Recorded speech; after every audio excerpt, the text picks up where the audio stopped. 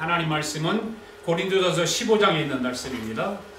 고린도전서 15장 있는 말씀 20절부터 26절의 말씀인데요.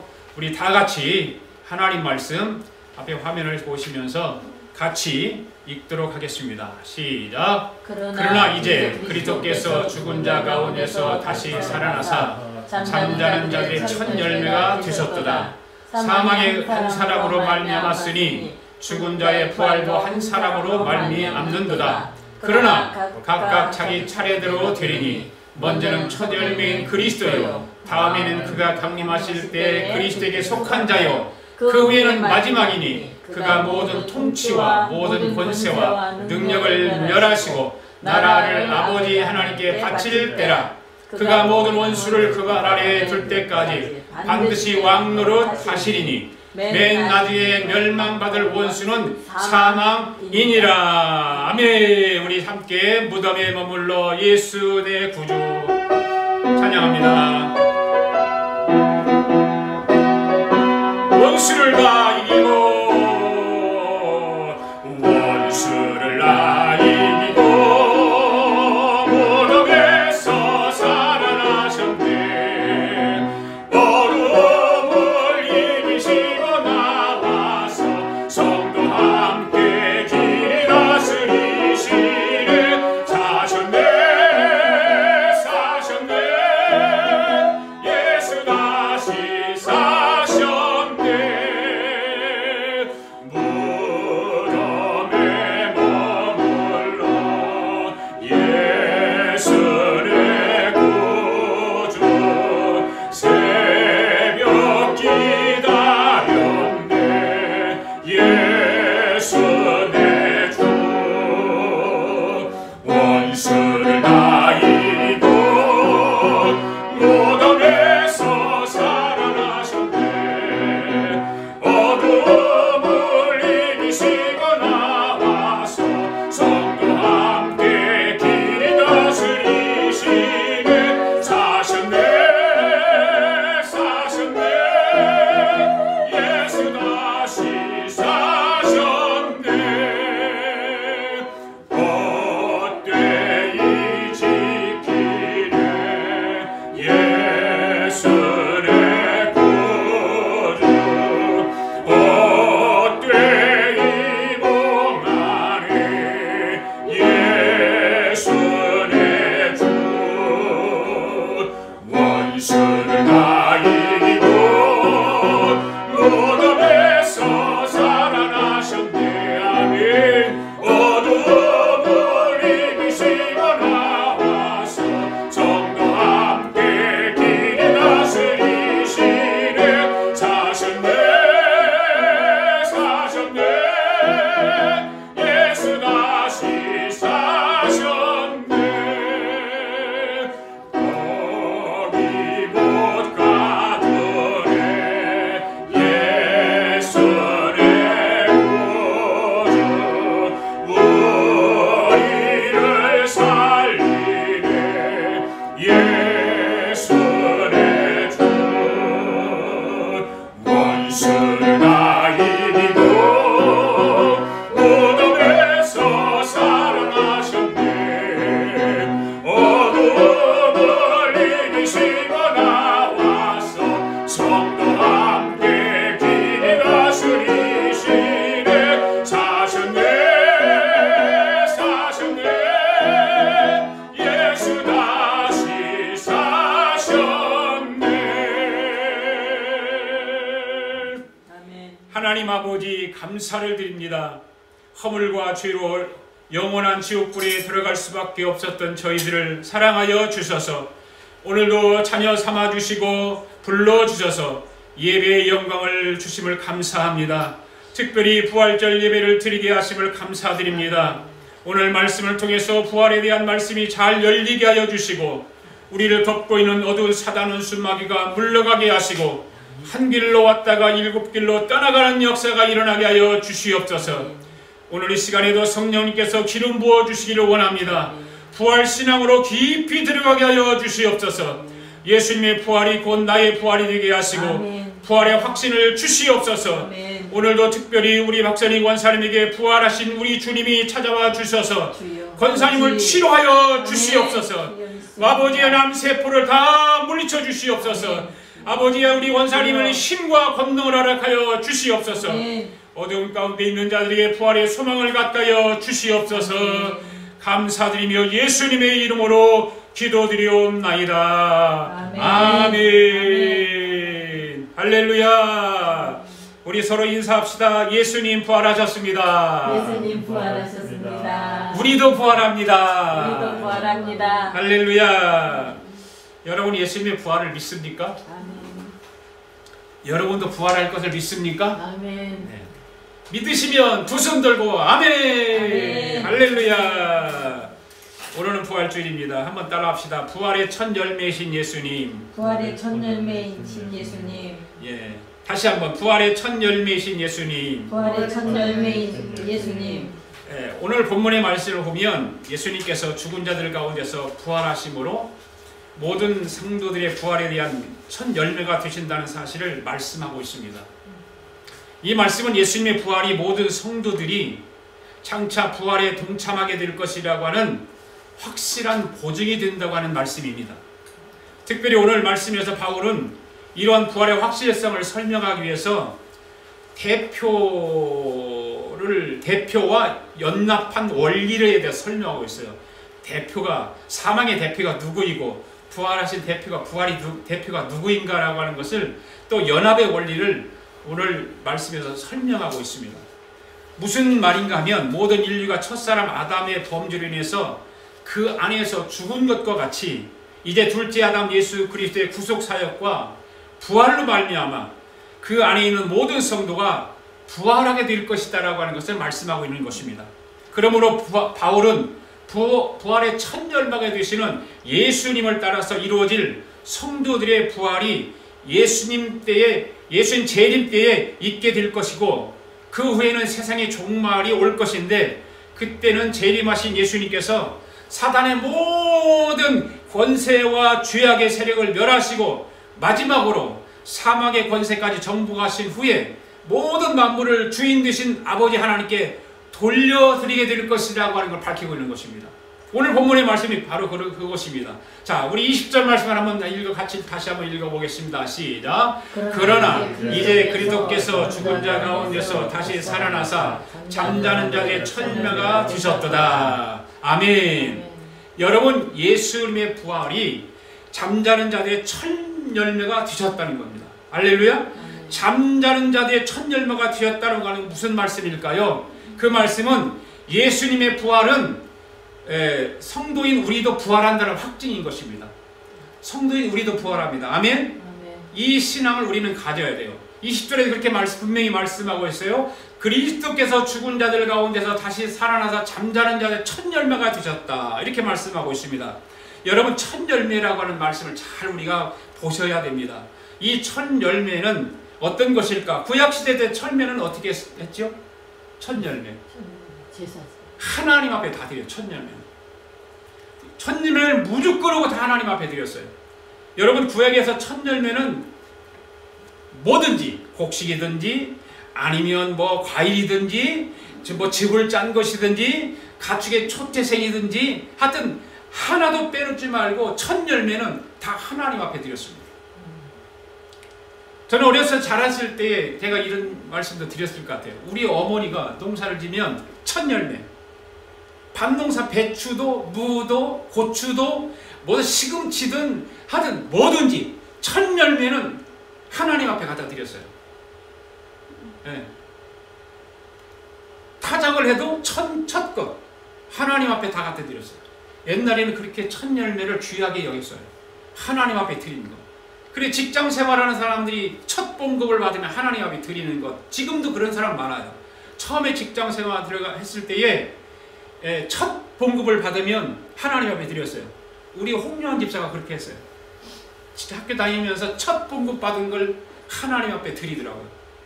너무 직장에 다니면서 첫 봉급 받은 거를. 그래서 그것이 첫 열매를 드린다고 하는 건 굉장히 중요한 거예요. 그러면 왜 이렇게 처음 난 것이나 저는 처음 난 것을 가지고 하나님께 드려야 했을까? 왜 그랬을까요? 그것은 이 세상의 모든 것이 누구의 것이기 때문에? 하나님의 것이기 때문에, 하나님께 속한 것이기 때문에, 일종의 신앙인들이 신앙 고백과도 같은 거예요. 이 세상의 모든 것은 하나님께 속해 있다 라고 하는 그 신앙 고백인 것이죠. 사실 여러분, 이 세상에 있는 것 중에 하나님께 속하지 않은 것이 하나도 없습니다. 모든 것이 하나님의 것입니다. 따라서 본래 모든 것을 다 하나님께 드려야 하는 것입니다. 그러나 하나님은 오직 처음 난 것, 첫 열매만을 하나님께 바치게 하심으로 인해서 그것을 통해서 우리가 모든 것을 다 드리지 않아도 마치 다 받으신 것처럼 하나님이 인정하신다는 거예요. 아멘. 할렐루야. 아멘. 그 11조의 원리도 마찬가지예요.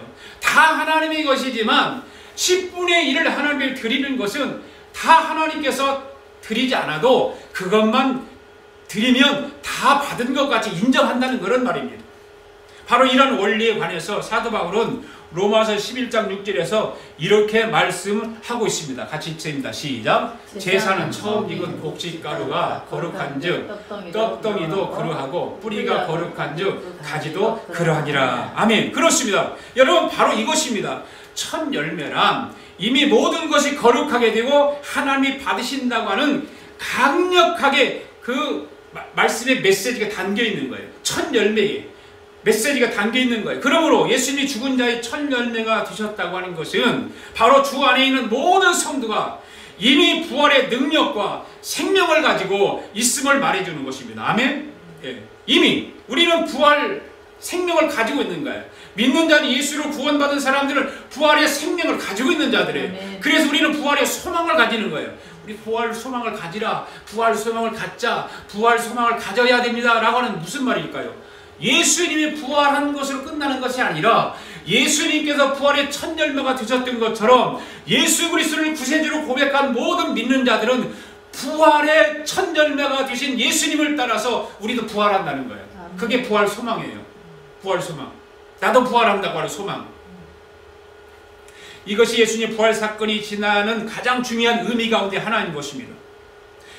예수님의 부활은 단순히 당신의 신성을 보여주기 위해서 그런 거예요. 예수님의 신성을 보여주기 위해서 부활하는 것을 우리에게 말씀하는 것이 아니에요. 이것은 현재를 살아가는 오늘도 우리에게도 부활의 생명이 함께하고 있음을 보여주는 사건인 것입니다. 아멘. 오늘 저와 여러분은 실제로 십자가에서 죽지 않고 부활한 경험을 가지고 있지도 않았지만 예수님께서 부활하심으로 말미암아서, 예수님의 부활 사건으로 말미암아서 부활의 능력과 생명을 몸에 지니고 있다 그 말이에요. 할렐루야. 아멘. 네. 오늘 여러분이 이 사실을 잘 알고 있어야 되는 것입니다. 이것은 성도가 몰라서는 안 되는 것입니다. 꼭 알아야 되는 것입니다. 부활 신학이라고 하는 것이 그만큼 중요한 것입니다. 왜 그렇습니까? 이 부활의 능력과 부활의 생명을 모르면 우리가 어떤 박해나 죽음 앞에서나 실패의 위험 앞에서나 쉽게 굴복할 수밖에 없다 그 말이에요. 부활신앙이 있기 때문에 우리는 죽음 앞에서도 박해 앞에서도 실패와 위험 앞에서도 당당할 수 있는 것입니다. 왜? 우리는 부활하니까. 할렐루야. 네. 믿지 않는 자들은 이런 걸 죽었다 깨나도 모릅니다. 오직 예수 그리스도를 믿는 자들만이 이 진리를 알게 되는 것입니다. 당장 죽음의 위협이 찾아온다고 해도 쉽게 우리는 무릎 꿇지 않습니다. 신앙의 길을 포기하지 않습니다. 당황하지도 않습니다. 슬퍼함 앞에서 슬퍼하지도 않습니다. 왜? 부활 소망이 있기 때문에. 할렐루야. 아멘. 어떤 환경 앞에서도 당당하게 맞서야 되는 것입니다. 아멘. 아멘. 우리 아가페 교회 성도들은 어떤 환경 앞에서 굴복하지 말고 당당하게 맞서시길 바랍니다. 아멘. 왜? 부활 신앙이 나에 있기 때문에. 아멘. 부활의 생명이 내 안에 있기 때문에. 부활과 능력과 부활의 생명이 있는 자들은 자기의 생명조차도 아낌없이 주를 위해서 헌신할 수 있는 자들인 것입니다. 아멘. 할렐루야. 왜? 부활 생명이 내가 있으니까. 나가 죽는 것으로 영원히 끝나는 것이 아니라 죽어도 나는 부활할 수 있기 때문에 사망의 음침한 골짜기로 다닐지라도 두려움이 없는 것입니다. 할렐루야. 오늘 저와 여러분에게는 이러한 용기와 능력이 있어야 하는 줄로 믿습니다. 아멘. 진실로 사망의 음침한 골짜기와 평소보다 7배나 뜨거운 풀업볼 속에 들어간다 할지라도 내 앞에 온다 할지라도 용기가 있어야 되는 것입니다. 아멘. 다니엘과 다니엘의 세 친구들을 보시면 우리는 알지 않습니까? 그렇게 엄청난 박해와 풀무불 속에 들어가 사자굴 속에 들어가도 당당하게 들어갈 수 있는 것은 그에게 부활 소망이 있기 때문입니다. 아직도 그러한 부활신앙을 갖지 못했다면 여러분의 부활신앙을 재점검해 보시기 바랍니다. 나는 과연 부활신앙을 가지고 있는가? 나는 내가 죽어서 영혼이 끝나는 걸로 생각하고 있지는 않은가? 내가 죽어서 예수님이 부활한 것처럼 나도 예수님이 재림하시는 날 부활한다고 하는 그 신앙을 있는가? 재점검해 보시기 바랍니다. 아멘. 예수님처럼 오늘 저와 여러분도 부활하는 줄 믿습니까? 아멘. 할렐루야. 아멘. 만약에 예수님이 부활하셨다면 우리에게는 아무런 소망이 없는 거예요. 우리에게는 아무런 축복이 주어지지 않는 거예요. 여러분 그렇지 않습니까? 예수님의 부활이 저와 여러분과 아무런 상관이 없다면 지금 저와 여러분의 신앙생활이 무슨 의미가 있겠습니까? 지금 여러분 저와 여러분이 예배드리는 것이 무슨 의미가 있겠습니까? 아무런 의미가 없는 것입니다. 그러나 예수님의 부활은 잠자는 자들의 첫 열매인 것입니다. 할렐루야. 아멘. 예수님께서 첫 열매로 부활을 이루셨기 때문에 그 다음에는 저와 여러분이 부활을 하는 것입니다. 할렐루야. 네. 그러면 언제 부활할까요? 그것은 우리가 죽으면 하늘나라로 가지요. 그죠? 하늘나라로 가요. 제가 이 부활의 설명을 여러 번 했어요. 그 하늘나라에 기다리고 있다가 예수님이 재림하시는 날 죽은 영혼을 다시 데리고 와서 이 땅에서 무덤이 터지면서 부활을 일으키는 거예요. 이 성경에 그렇게 기록되어 있어요. 이것이 성경에 기록된 말씀이에요. 여러분 인간이 세 가지 형태로 나타나요. 인간은 세 가지 형태로 나타나는데 이것도 설명했어요. 제가 첫 번째는 육체 안의 인간, 두 번째는 영체 안의 인간, 세 번째는 부활체 인간. 이 세 가지 인간은 세 가지 형태를 가지고 있다고 그랬어요. 육체 안의 인간은 지금 저와 여러분이에요. 살아있는 모든 육체를 가진 사람들, 죽지 않고 살아있는 현재 살아있는 사람, 육체 인간. 영체 인간은 뭐예요? 영체 죽은 인간들. 예수를 믿고 죽은 사람이나 예수를 믿지 않고 죽은 사람이나 똑같이 영체를 가지고 있는 것입니다. 세 번째 부활의 영체는 무엇입니까? 이 부활의 영체는 인간이 나중에 주님이 재림하셔서 이루시는 부활을 말하는 거예요. 부활. 네. 이 부활은 예수 믿는 사람들도 부활합니다. 예수 믿지 않는 사람도 부활합니다. 아멘? 예수 믿지 않는 사람 부활하지 않는 게 아니에요. 부활해요. 그게 달라요. 부활이 달라요. 좀 이따 설명을 드리겠습니다. 그러니까 우리 인간은 지금 육체 인간으로 살면서 영체 인간의 죽음을 가져서 최종 목적은 뭐냐면 부활로 마무리하는 거예요. 할렐루야. 이게 중요한 거예요. 너무너무 중요한 거예요.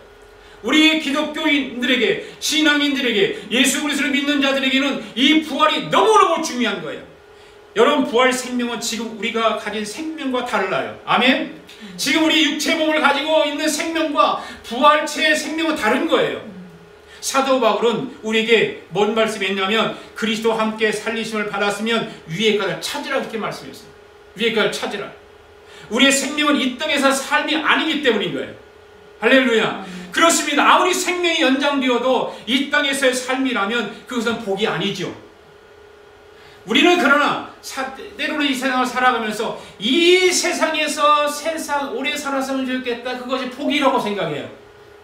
많은 사람들이 육신의 몸을 가지고 오래오래 사는 것이 그게 복이라고 생각해요. 그러나 그게 복이 아닙니다. 절대 그건 복이 아닙니다. 우리에게 복은 부활이에요. 부활. 할렐루야. 예, 부활. 로마서 6장 10절의 말씀을 한번 보시기 바랍니다. 시작. 그가 죽으심은 주에 대하여 단번에 죽으시며 그가 살아계심은 하나님께 대하여 살아계심이라. 할렐루야. 여러분 부활은 하나님을 위하여 사는 삶입니다. 할렐루야. 부활체의 몸은 하나님을 위해 사는 거예요. 나를 위해 사는 거 아니에요. 이 세상에 사는 것이 아니에요. 하나님을 위해서 사는 거예요. 하나님과 더불어 살아가는 것입니다. 그러므로 거기에는 죽음이 없습니다. 거기에는 위험도 없습니다. 거기에는 근심이나 슬픔이나 질병이 고통이 없습니다. 사도 바울은 그래서 본문에서 바로 이것을 말하고 있는 것입니다. 그 의미를 바로 우리는 알아야 되는 것입니다. 우리가 장차 그렇게 산다고 하는 것입니다. 예수님의 부활로 말미암아 이것이 시작되었다는 것입니다. 할렐루야. 네. 이것이 우리에게 보여졌고 약속되어졌고 시작된 것입니다. 할렐루야. 예수 믿는 사람들은 예수님을 우주 만물을 지으신 예수님을 통해서 구원받은 사람들은 이런 약속이 주어지는 것입니다. 예수 믿고 구원받은 사람들 그 약속의 시작이 이루어진 것입니다. 이것을 바로 알고 바른 부활 신앙을 가지는 저와 여러분 되시기를 바랍니다. 여러분 부활주일이 되면 저 계란 좀 하나씩 나눠줘 보세요. 계란 가져와서 계란 삶아서 계란 삶았는데 하나씩 우리 예배 끝나고 먹으려고 같이 나눠주세요. 저도 나눠주세요.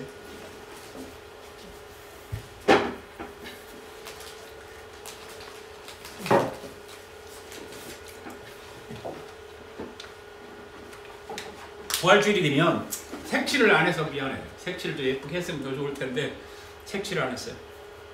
부활주일이 되면 이 계란 하나씩을 나눠주잖아요. 이 계란을 하나씩 나눠주는 의미가 무엇이라고 생각을 하세요? 여러분 아세요? 부활. 그냥 막연하게 부활. 네, 부활주일이 되면 계란을 주니까 그냥 부활이라고 생각하잖아요. 많은 사람들이 아무것도 모르고 주일날 교회 가면 계란 하나씩 나눠주면 그것을 맛있게 먹기는 하는데 뜻을 모르고 먹는다는 거죠. 뜻을. 여러분이 계란을 통해서 뭐가 생겨나죠? 병아리가 생겨나요. 병아리가. 이 계란 안에 병아리가 있어요. 병아리 보여요? 안 보이잖아요. 그런데 여기서 병아리가 나온단 말이에요. 암탉이 이 계란을 품고 얼마 동안 있으면 병아리가 나오죠? 홍명환 집사.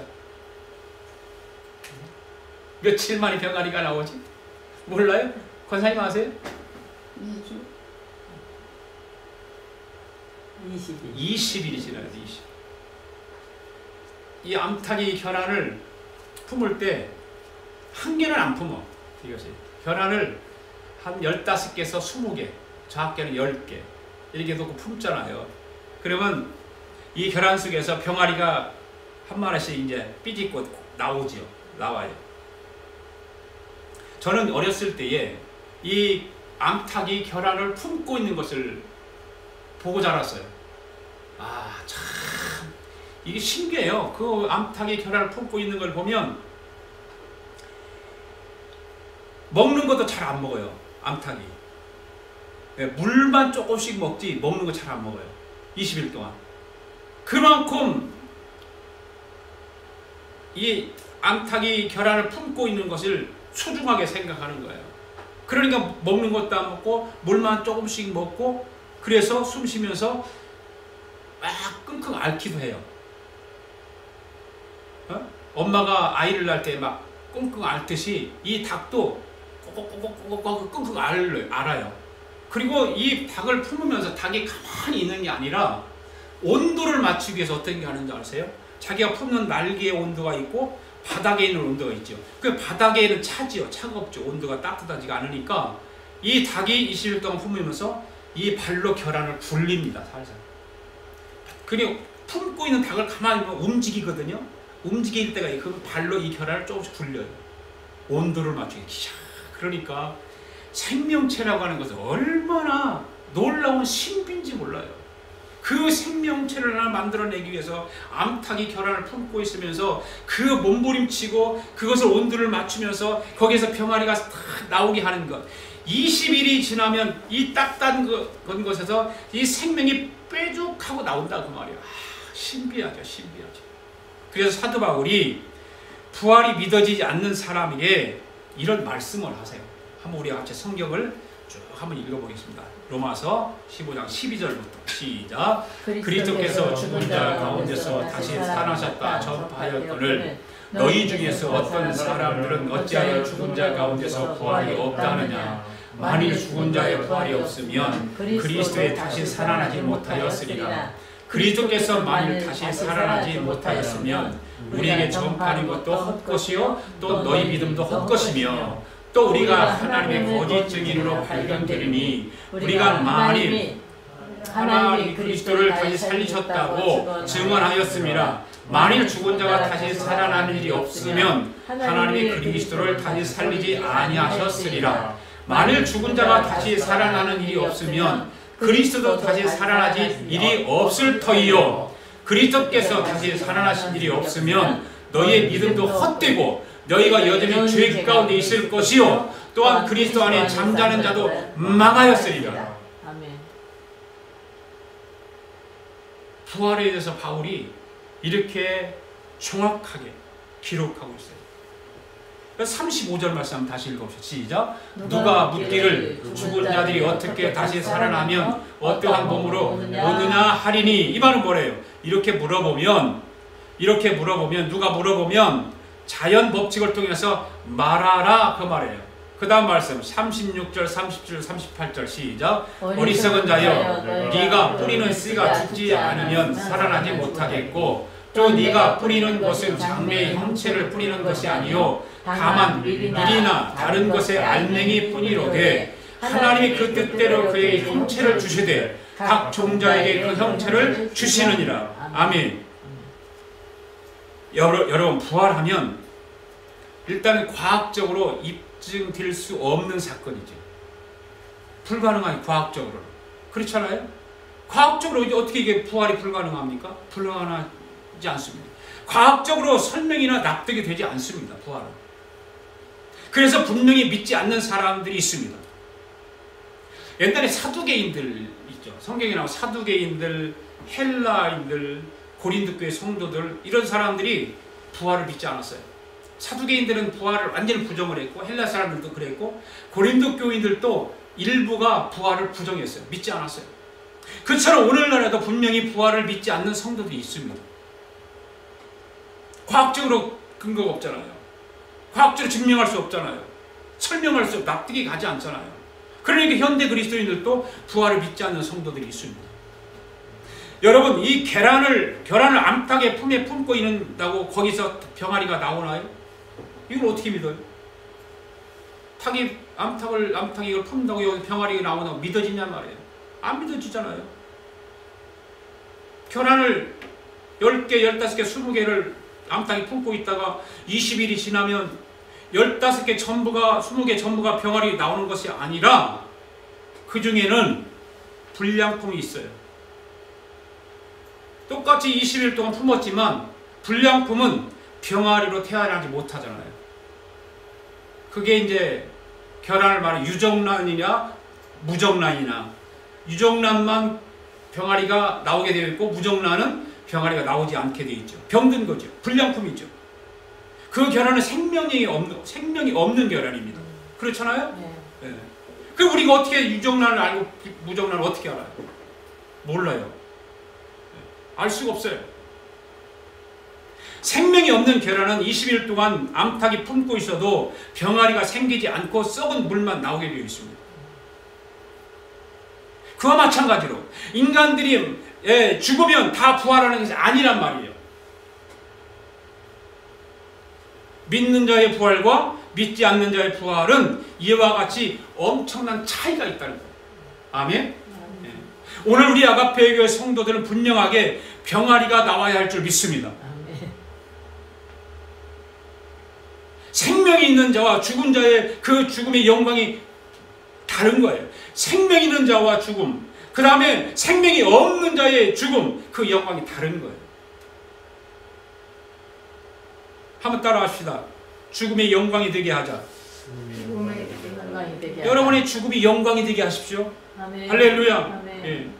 여러분 예수 믿고 구원받은 사람의 죽음은 불쌍하지 않습니다. 하늘나라에 가는데 뭐가 불쌍합니까? 어차피 죽는 것인데. 그래서 죽음도 준비를 해야 하는 거예요. 아멘? 아멘. 예. 무엇을 남기고 죽을 것인가? 자녀들에게 어떤 말을 유언으로 남기고 죽을 것인가? 준비해야 되는 거예요.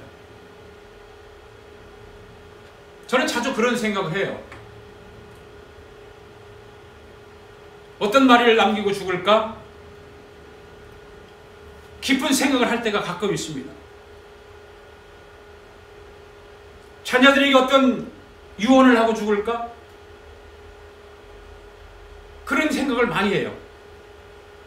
부활의 확신이 있으면 어떻게 죽든지 상관없어요. 아멘. 부활의 확신이 있는 신앙을 가진 사람은 내가 운전하고 하다 교통사고나 죽어도 상관없어요. 왜? 부활 신앙이 나를 사로잡고 있기 때문에, 부활의 영이 나를 사로잡고 있기 때문에 아무 상관없어요. 부활 생명이 있는 사람들은 두려움이 없습니다. 아멘. 여러분 이 세상에서 가장 불쌍한 사람은 누구인 줄 아십니까? 구원의 기회를 놓친 사람들이에요. 네. 예수 믿으라고 해도 콧방귀 뀌는 사람들, 예수 믿지 않은 사람들, 구원의 기회를 놓친 사람들, 구원받을 기회가 있었는데 그 기회를 놓친 사람들이 이 세상에서 가장 불쌍한 사람들이에요.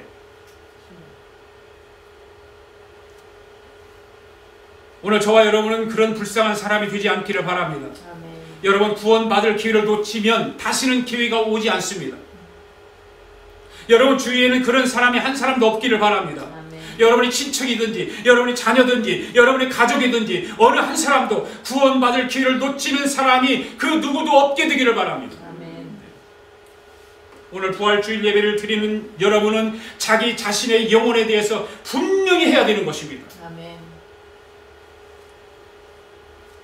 여러분, 첫 번째 부활은 어떤 부활이에요? 예수님의 부활이에요. 두 번째 부활은 나의 부활이에요. 나의 부활.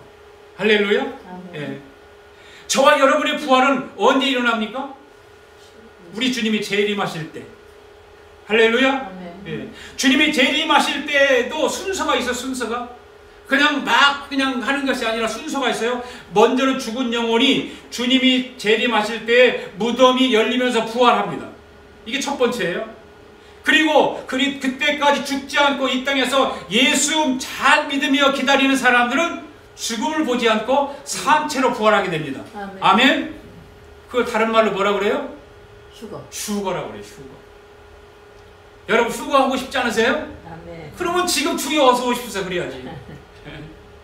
휴거하고 싶으면 주여 어서 오시옵소서. 어서 오시옵소서. 그것을 가슴에 영적으로 뜨겁게 와 닿아야 되는 거예요. 부활신앙은 이 세상이 좋사오니 주님 조금만 더 기다려 주시옵소서. 그러면 안 되는 거예요. 그럼 부활신이 없는 사람이에요. 이 땅이 더 좋은 거예요. 이 세상이 더 좋은 거예요.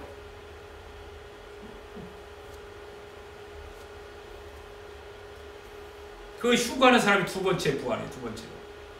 바로 생명의 부활인 것이죠. 오늘 저와 여러분이 이 생명의 부활이 이루어지기를 바랍니다. 아멘. 네. 그 다음에 세 번째 부활은 언제 이루어지는가 하면 천년왕국이 끝난 뒤에 심판의 부활이 이루어져요. 심판의 부활. 이 심판의 부활은 예수 믿지 않고 구원받지 못해서 지옥에 간 영혼들이 다시 돌아와서 악한 자의 부활이 이루어지는 거예요. 심판의 부활이 이루어지는 거예요. 그래 죽은 자들로 부활하는 거예요. 네. 이 부활은 아주 무서운 심판의 부활입니다. 저주와 사망의 부활입니다. 생명의 부활이 절대 아닙니다. 우리 아가페 교회 성도들은 그 부활에 가면 안 됩니다. 아멘. 우리 아가페 교회 성도들은 모두가 다 생명의 부활이 이루어지기를 바랍니다. 아멘. 우리 모두 생명의 부활합시다. 우리 모두 생명의 부활합시다. 할렐루야. 우리 여기서 찬송 한 잔 부르래요. 주님께 영광, 다시 사신 주, 사망 원세 모두 이기시었네.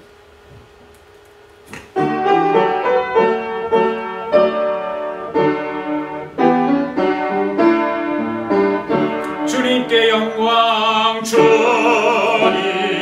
영광, 다시 사신 주, 사망 권세 모두 이기시었네. 희로 입은 천사 돌을 옮겼고 셨던 곳에 주여 있었네. 주님께 영광, 다시 사신 주, 사망 권세 모두 이기시었네. 부활의 주님 나타나셨네. 두려움과 의심 물리치셨네. 주의 경 기뻐 찬송하여라. 다시 사신 주님 죽음 이겼네. 아멘. 주님께 영광, 다시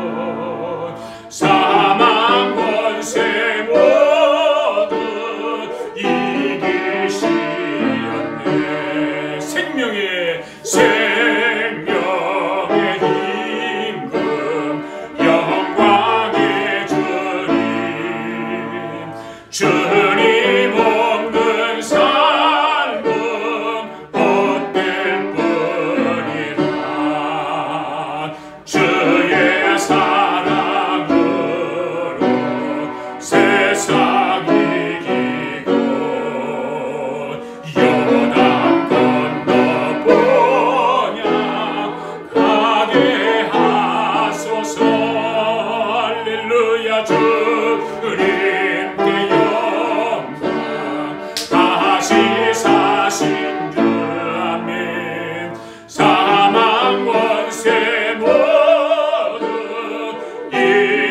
이기시었네. 할렐루야. 한번 따라합시다. 예수님의 부활, 예수님의 부활, 나의 부활, 나의 부활, 불신자의 부활. 불신자의 부활. 예수님의 부활 첫 번째 부활이에요. 예수님 부활이. 두 번째는 나의 부활입니다.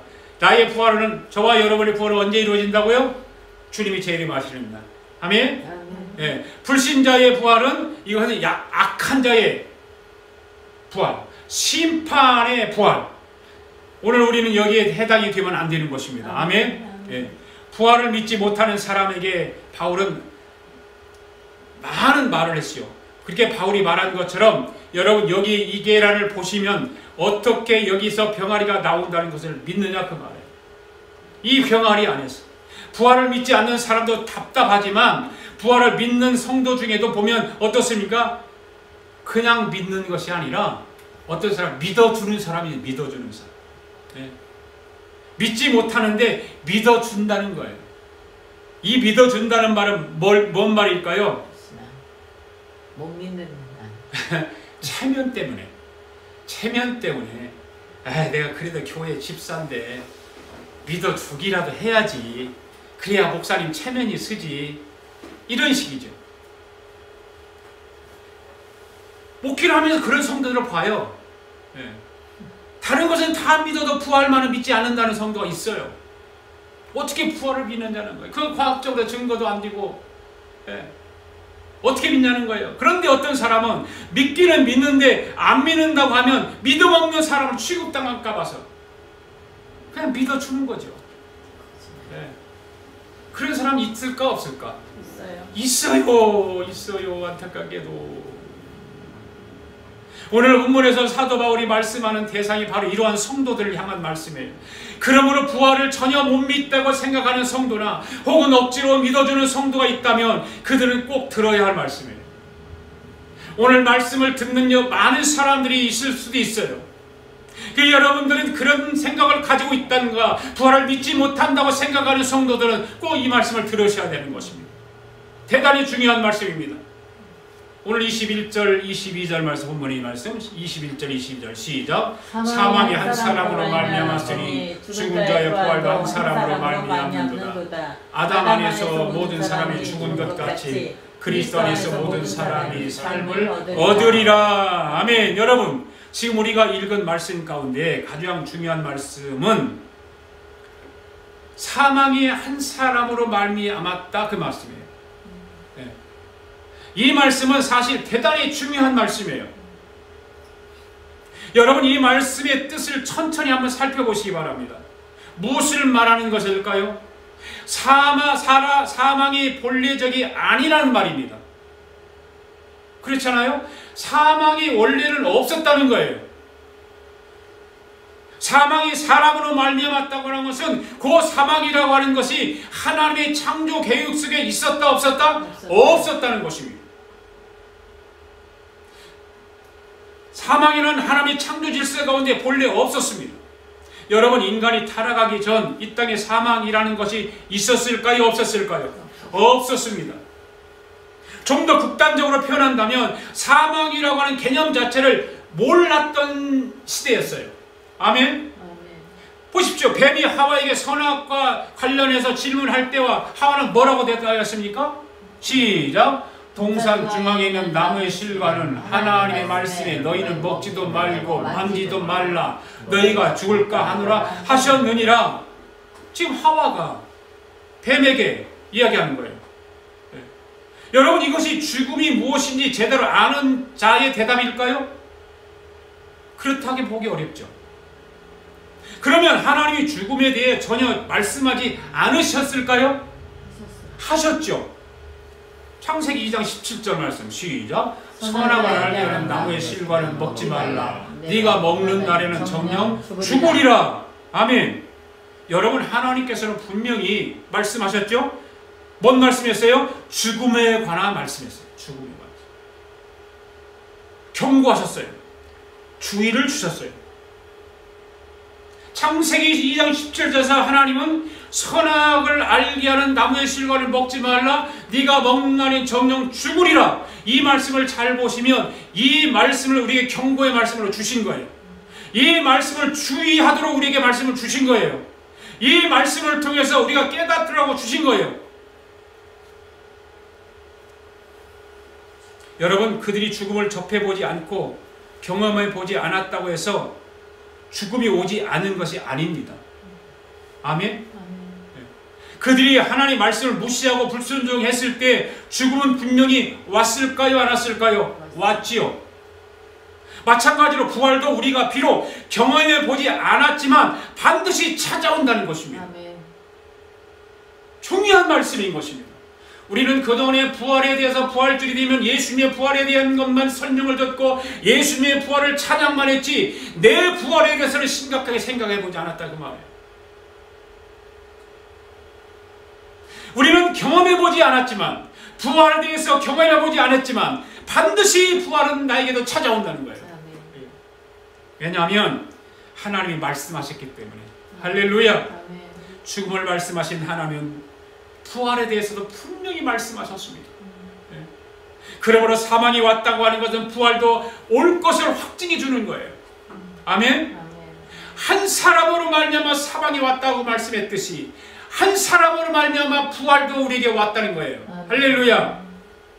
그러므로 여러분 죽음을 볼 때마다 부활의 소망을 가지시기 바랍니다.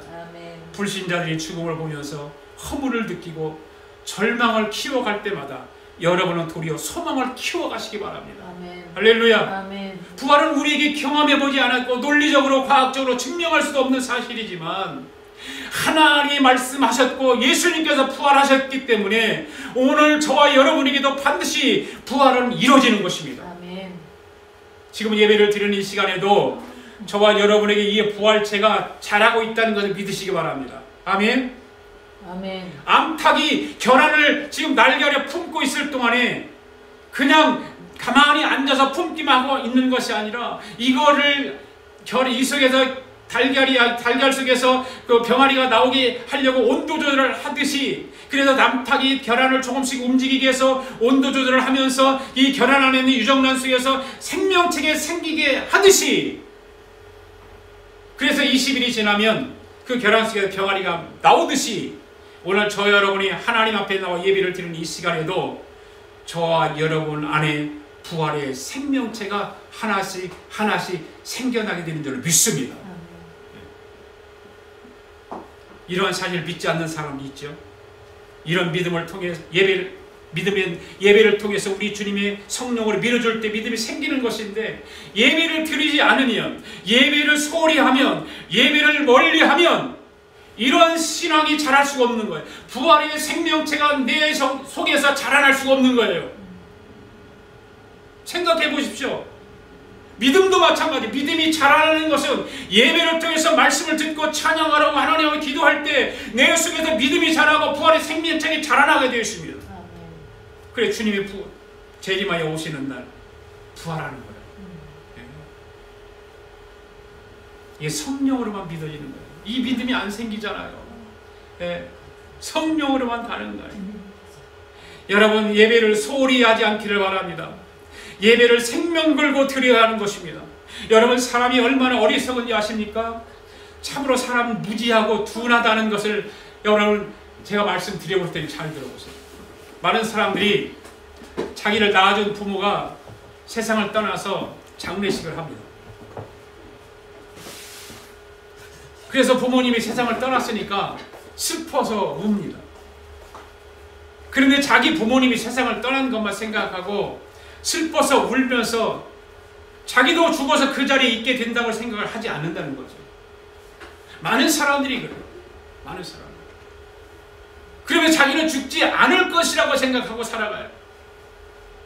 이렇게 사람은 둔하고 어리석은 것입니다. 인간은 누구나 그렇게 감각 없이 인생을 살아가는 것입니다. 작은 것 하나라도 우리는 감각을 가지고 거기에 대해서 깊은 생각을 하고 살아가야 되는데 소홀히 하고 살아가는 것입니다. 이와 같이 오늘 부활이 믿어지지 않는 사람은 그 속에 부활의 영이신 성령이 없어서 믿어지지 않는 거예요. 성령이 내 안에 있어서 이 부활을 믿어지게 하고 부활 신앙을 갖게 하고 부활의 생명체가 내 안에 자라나게 하는 것인데 그 성령을 거부하는 거예요.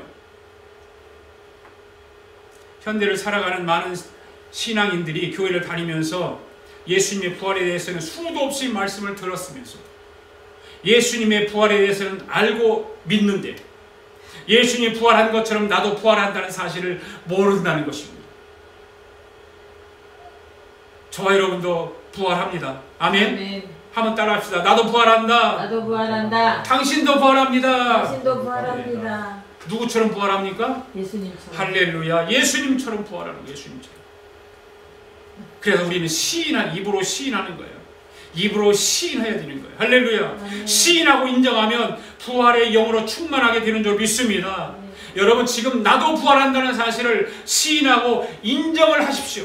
할렐루야. 그런데 여러분 이 부활이 사람마다 다 다르다는 거, 다르다는 거. 예. 다 교회 다니면서 예수를 구주로 영접한 사람 다 부활하는데 그 부활이 다 다르다는 거예요. 부활한다고 다 똑같은 것이 아니라는 것입니다. 사도 바울이 그것을 분명히 말하고 있거든요. 우리의 부활이 다 똑같다고 생각하는 사람들은 잘 들어보세요. 부활에는 제가 부활에 대해서 설교할 때 말씀드렸잖아요. 해의 부활이 있고 달의 부활이 있고 별의 부활이 다르다 그랬어요. 해의 부활은 누구에게 나타나긴가 하면 요한계시록에 보면 예수님이 밤모습에 나타나 요한에게 요한이 그 예수님을 보고 이렇게 말을 해요. 그의 광채가 해처럼 밝더라. 햇빛처럼 밝더라. 이렇게 기록하고 있어요. 그러니까 우리 예수님처럼 광채가 해처럼 밝은 사람들은 어떤 사람들인가 하면 순교자의 길을 가는 사람. 예수님을 때문에 내 생명을 바치기를 원하는 사람들, 순교자의 길을 가는 사람들이 해부활하는 사람들. 그러니까 우리 예수님처럼 광채가 해처럼 밝은 사람들은 이 순교의 길을 가요. 다 뒤에 걸 다 내려놓고 다 땅의 것을 세상 것 내려놓고 그 순교자의 길을 가는 거예요. 아무나 하는 건 아니잖아요. 그래서 구분하는 거예요. 부활이 다르다는 거예요. 해의 부활, 달의 부활, 별의 부활. 별이 여러 종류의 형태와 모양과 크기와 이런 게 다르듯이 별의 부활로 다 부활이 이루어진다는 것입니다. 어떤 사람들은 달의 부활을 하는 사람이 있다고 했습니다. 저와 여러분은 죽었다 깨어나도 해의 부활을 못하거든요. 그러니까 우리는 좀 낮춰갖고 달의 부활로 합시다. 할렐루야. 예. 그래서 저와 여러분은 처음부터 낮춰서 달의 부활로 가야 하는 거예요. 그 다음 별의 부활이 있죠. 모든 별의 크기와 모양이 다 달라지고 다 밝기도 다르고 그래서 성경은 별과 별의 부활이 다르다고 말씀하고 있는 거예요. 그래서 여러분 인간의 모든 마지막 결정은 부활에서 이루어지는 것입니다. 할렐루야. 부활에도 이렇게 차이가 있는 거예요. 어떤 사람은 해의 부활, 어떤 사람은 달의 부활, 어떤 사람은 별의 부활, 어떤 사람은 별의 부활. 그러니까 신앙생활이 흔들리지 않고 견고한 사람들은 삶의 목표를 이 세상에 두지 않고 부활에다가 정해놓고 살아가는 것입니다. 아멘. 이것이 진정한 그리스도인인 것입니다. 여러분들 초대교회 성도들 한번 보십시오. 로마 네로 황제가 예수 믿는 사람들을 그렇게 박해를 하고 죽이려고 하는데 부활 생명을 가진 예수 믿는 성도들을 이기지 못했습니다. 우리는 역사적으로도 그걸 기록해 놓은 것을 알고 성경에도 말하고 있잖아요. 부활신앙을 가진 사람은 누구도 이기지 못하는 거예요. 부활신앙이 임한 사람들은 날마다 성령님이 알려주고 보여주기 때문에 시시한 세상에 목숨을 걸지 않습니다. 우리 아가페교회 성도 모두는 한 사람도 빠지지 않고 부활의 영으로 체험받아서 이 세상을 이기시고 사단 원수마귀를 이기고 나 자신을 이겨서 주님이 오시는 그날에 우리 모두 승리자가 될 수 있기를 바랍니다. 아멘. 최후의 부활의 승리자가 되기를 바랍니다. 이런 믿음을 가지고 살아가게 되면 우리 하나님이 삶의 부활도 이루어질 줄 믿습니다. 아멘. 물질의 부활도 이루어주시는 것입니다. 건강의 부활도 이루어주시는 것입니다. 할렐루야. 아멘. 고린도서 오늘 마지막 말씀 한번 읽어보겠습니다. 24, 25, 26절 시작. 그 후에는 마지막이니 그가 모든 통치와 모든 권세와 능력을 멸하시고 나라를 아버지 하나님께 바칠 때라. 그가 모든 원수를 그 발 아래 둘 때까지 반드시 왕노하리니 맨 나중에 멸망받을 원수는 사망이니라. 할렐루야. 여러분, 성도에게 종말은 삶의 끝이 아닌 새 삶의 시작인 것입니다. 할렐루야. 네. 여러분, 일반적으로 사람들이 종말을 이야기할 때 흔히 어떻습니까? 상당히 부정적입니다. 무엇인가 대단히 어둡고 음습합니다. 불안합니다. 공포가 있습니다. 왜 그렇습니까? 종말과 함께 모든 것이 마지막이라고 생각하기 때문인 것입니다. 하지만 성도의 경우는 어떻습니까? 성도에게는 종말은 모든 것의 마지막이 아니라 새로운 시작이 되는 것입니다. 이것을 역설적으로 말한다면 어떻게 되는 것입니까? 현재 성도는 아직 시작도 하지 않은 사람들이라는 말이에요. 지금의 저와 여러분은 시작도 하지 않은 사람들에 불과한 거예요. 세상과 구분 없이 살다 보니까 성도된 자기 정체성이 없어요. 우리는 인생을 살아가면 나 자신에 너무나 모르고 살아가는 거예요. 여러분이 여러분 스스로 여러분을 압니까? 모르는 경향이 참 많아요. 예. 그러니까 신앙인들이 교회 다니고 예수 믿고 하면서 자기의 정체성을 모르는 거예요. 정체성이 모르는 것만 없어요. 불신앙인들이 세상에 매몰되어 살아가듯이 성도들도 세상에 매몰되어 살아가죠. 불신앙인들의 사람들이 세상을 사랑하듯이 성도들도 세상을 사랑하고 살아가요. 예수를 믿지 않는 세상 사람들이 세상에서 모든 것을 다 얻으려고 하듯이 성도들도 이 세상에서 모든 것을 얻으려고 몸부림을 치고 있다 그 말이에요. 그러다 보니까 세상에서 원하는 것을 얻지 못할 때, 혹은 세상 사람들만큼 얻지 못할 때 예수 믿는 사람들 절망하고 낙심하고 좌절하고 뭐가 다른 것이 있냐 그 말이에요. 또 반대의 경우도 비슷합니다. 세상 사람들만큼 얻었습니다. 그러다 보니까 어떻습니까? 세상 사람들과 같이 종말에 대한 두려움이 생깁니다. 왜요? 힘들게 벌었잖아요. 힘들게 얻었잖아요. 그 빼앗김을 어떻게 해? 두렵잖아요. 그런 생각이 들 때 많단 말이에요. 그래서 종말을 말하면 왠지 불안한 것입니다. 종말이 싫습니다. 심지어 공포스럽기까지 합니다. 물론 그 마음을 이해할 수는 있습니다만은 얼마나 어렵게 모은 재산이고 얼마나 힘겹게 노력해서 얻은 결실인데 그런 생각이 앞선다 그 말이에요. 왜? 정말 신앙이 없기 때문에. 하지만 여러분, 오늘 우리는 알아야 합니다. 이 세상이 전부는 아닙니다. 아멘? 여러분, 우리에게는 밝은 미래가 있습니다. 환한 영광의 미래가 우리 앞에 있습니다. 그래서 이사야 선지자는 말합니다. 너희는 이전 일을 기억하지 말며 옛적 일을 생각하지 말라. 보라, 새 것이 새 일을 행하리니 이제 나타낼 것이라 너희가 그것을 알지 못하겠느냐. 우리 앞에는 새 것이 놓여 있는 거예요. 새 삶이 놓여 있는 거예요. 그것이 부활신앙이에요. 할렐루야.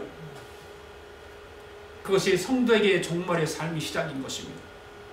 이 세상의 삶과는 질적으로 다른 삶, 영화롭고 복된 삶이 시작인 것입니다. 그러므로 우리는 이 세상에 집착할 것이 아닙니다.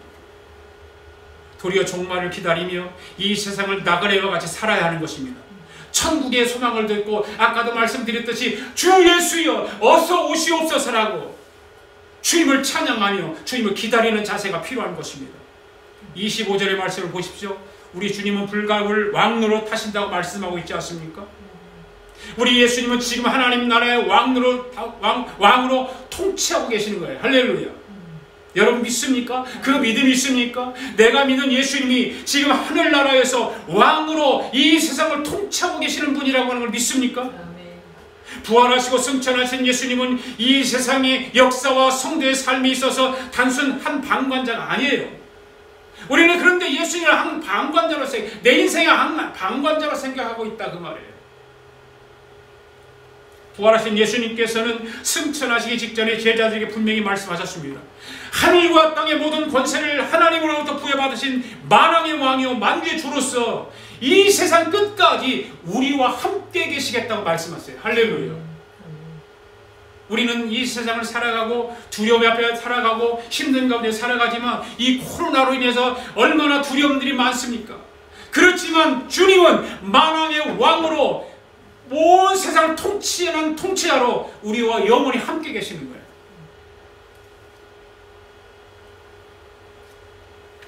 그런데 저와 여러분의 태도는 어떻습니까? 우리 인식은 어떻습니까? 우리의 생각은 어떻습니까? 교회 나와서 잠깐 만나는 분으로 예수님을 생각하지 않습니까? 아니면 내 삶의 어떤 손님 정도로 하나도 의결권 없는 자로 내 삶의 한 방청자로 그렇게 생각하지는 않습니까? 우리는 이제 2021년도 부활주일을 맞이하고 예배를 드리면서 생각을 바꿔야 합니다. 생각을 바꿔야 할 때입니다. 그렇습니다. 여러분, 부활의 주님은 내 삶을 부활시키는 통치자이십니다. 아멘.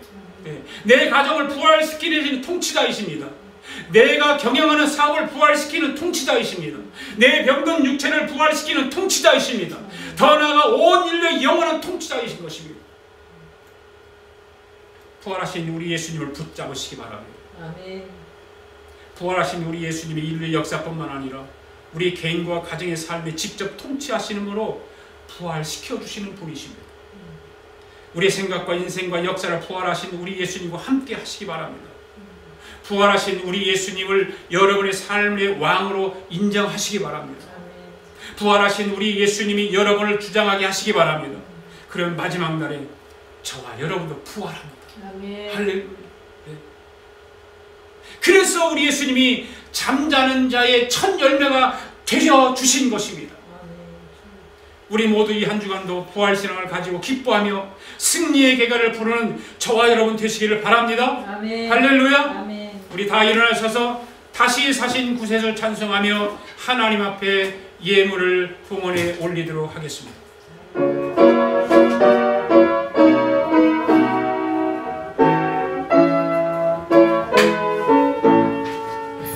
다시 사신 구세주는 항상 섬기네. 온 세상 여러에도 주 정령 사셨네.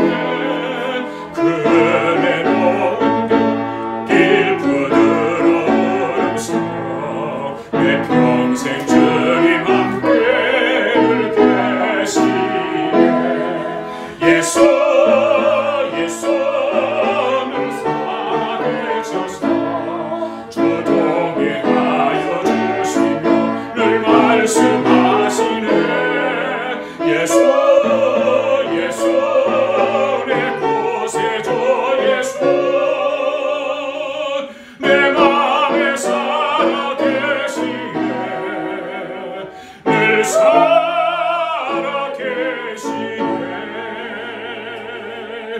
세상 살펴보니 주 사랑 알겠네. 내 맘이 아플 때도 주 사랑 알겠네. 이 세상 꿈가이 힘주시는 주님 마침내 영광 중에 주시. 예수를 살아계셔서 주 동행하여 주시며 늘 말씀하시네. 예수